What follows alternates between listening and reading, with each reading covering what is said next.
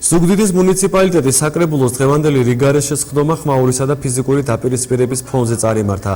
საკრებულოს დეპუტატმა კახა მიქაიამ საკრებულოს თავმჯდომარეს ლაშა გოგიას ზონდერი და ზონდერ ბრიგადირი უწოდა, რასაც საკრებულოს ხდომაზე დაპირისპირება მოყვა. დეპუტატმა საკრებულოს თავმჯდომარის გადაყენება მოითხოვა.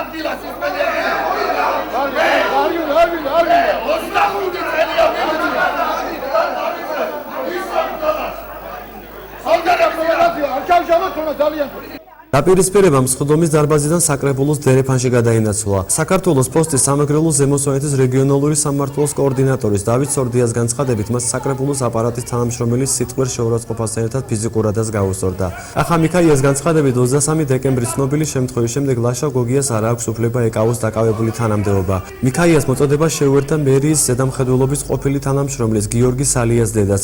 მისი განცხადებით ქალაქში სახეზეა სრული განუკითხაობა.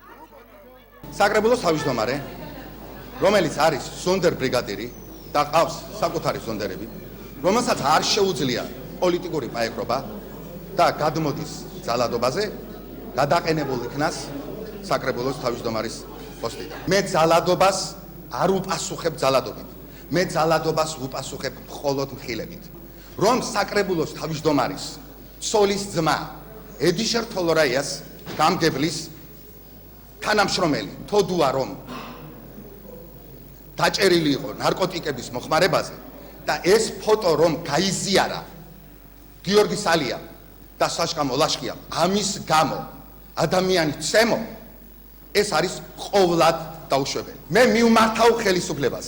დღეს ქართული ოცნების ოფისიც არ მუშაობს და ქართული ოცნება მას მხოლოდ სახელი ჰქვია, სინამდვილეში ისინი ნაციონალურ მოძრაობას წარმოადგენენ. ერთ-ერთმა ზონდერმა შეგვაგინა ყველას და მე პირადად და ჩემი სახელი და გვარის მისამართით შემაგინა, რასაც ჩემგან ადეკვატური რეაგირება მოყვა ემოციის ფონზე, მეც შევაგინე. ამის შემდეგ ერთ-ერთი გამოხდა და დამარტყა ხელი. ეხლა მითხრეს რომ მე არ ვიცნობ იმას ვინც არის, ეხლა მითხრეს რომ ეს ყოფილა ვინმე მანია, რომელიც არის საკრებულოს აპარატის თანამშრომელი. აი ამ ზონდერებით ყავს ლაშა გოგიას დაკომპლექტებული საკრებულოს აპარატი. სალია გიორგის დაემუქრა საკრებულოს თავმჯდომარემ.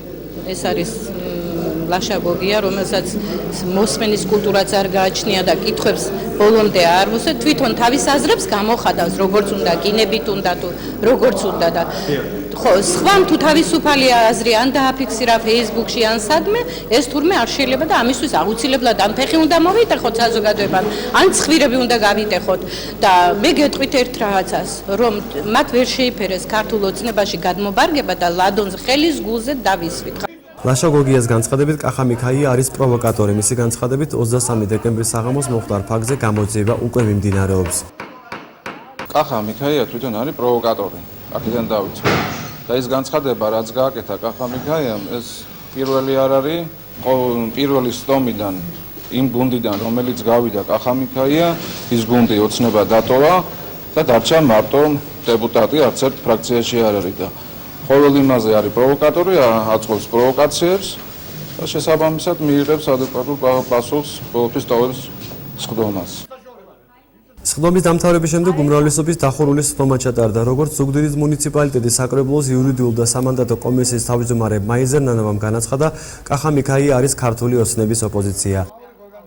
ჩვენ გვმობთ ყველანაირ ზეწოლას, ჩვენ გვმობთ ყველანაირ პროვოკაციას, შესაბამისად ჩვენ გვმობთ ბატონ კახა მიქაიას განცხადებებს იმ თემაზე, რა თემაზეც ის საუბრობდა დღეს. ბატონი კახა მიქაია არ არის კოალიცია ქართული ოცნების წევრი, ის პარტიის წევრიც არ არის, შესაბამისად ჩვენ გვაქვს აზრი კი არა, რეალურად ვიცით რომ ის არის ქართული ოცნების ოპოზიცია. სხდომისათვის მიმდინარე წლის 23 დეკემბრის საღამოს ქალაქის ცენტრში საქართველოს ფოსტის ზუგდიდის ფილიალის თანამშრომელი ალექსანდრე მოლაშხიას ცემეს. დაზარალებულის განცხადების მას თავს ზუგდიდის გამგეობის თანამშრომელი თემურ თოდუა, რომელიც ამავე დროს საკრებულოს თავმჯდომარის ლაშა გოგიაცოლის ძმაა და ქართული ოცნების ახალგაზრდული ფრთის წევრი გიორგი ჯანაშია დაიხსნენ, რომელმაც ფიზიკური და სიტყვიერი შეურაცხყოფა მიაყენეს. დაზარალებულის განცხადებით თავდასხმელები საკრებულოს თავმჯდომარის ავტომანქანით გადაადგილდებოდნენ. ინციდენტის შემდეგ საკრებულოს სხდომა 5 წუთიანი შესვენების შემდეგ განახლდა. დეპუტატებმა ზუგდიდის მუნიციპალიტეტის ბიუჯეტი დაამტკიცეს.